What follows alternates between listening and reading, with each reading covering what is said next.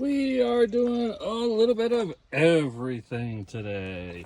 Just got the volume controls installed, and I'm also working on getting the fog lights installed as well on this 2007 Root Beer SC. This is my penny, working on a few of the details. And while I got it apart, something I've never done before is the intermittent wiper mod. So let's do a quick video on that.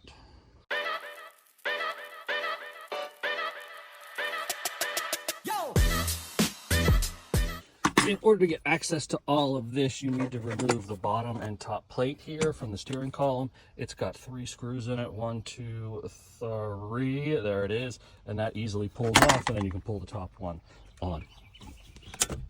Over here, we've got 2 screws that are holding this in, and then there is a wiring harness in the back. So we're going to go ahead and pick that wiring harness out. You can do it first or later. I find it's a little bit easier to do first. So we got it pulled out, and then we've just got to go after back these 2 screws out, and we'll pull it out. After that, it just pulls right out to the side. There is a tiny little tab here, so you may want to put a little screwdriver underneath it there to pry it off. If not, you can break that, which, if it happens, it isn't the end of the world either. We take this one, which has the additional controls, and we just click it into place.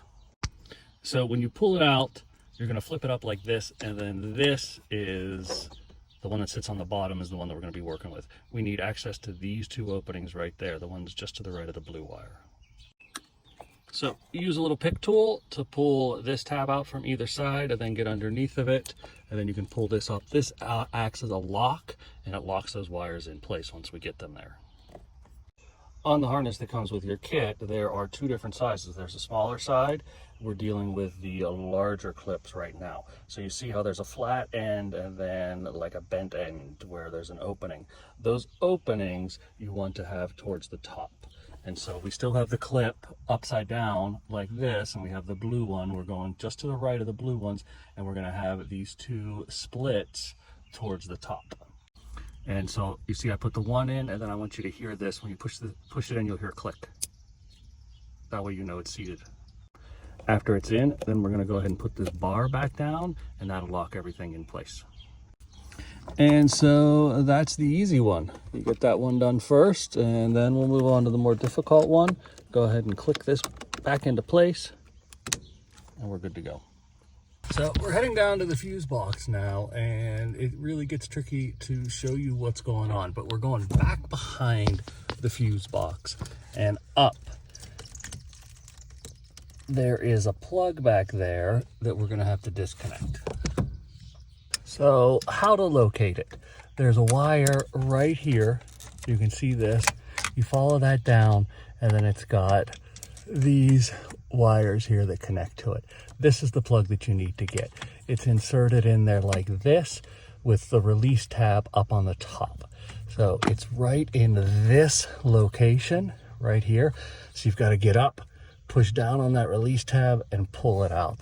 Then you have access to it here, and you're going to be able to work on it.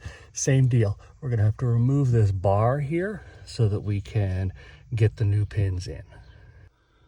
So again, I have the plug upside down with the release clip towards the bottom, and you'll see there's 2 open ports there next to the white wire. Those are the ones that we're going to use, the white wire with the red stripe on it. And so again, with this, we want to make sure that the crimped edge is facing upwards. So there we go. We filled the 2 open spots off to the right.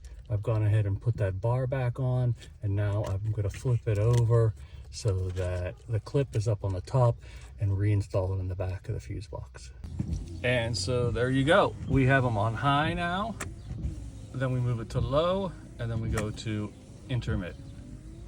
Now, one thing that's also really cool with this module is, of course, you have different speeds of intermittent time that you can do, and it also takes into account the speed at which you're traveling. So the faster you're going, the faster the windshield wipers will move as well. So if you're driving in the rain and you come to a stop, your windshield wipers won't keep going pop, pop, pop, pop, pop, pop, pop, pop, pop, pop, pop, pop, but they will slow down and become more intermittent when you're at a stop, and then they'll pick back up again once you start driving.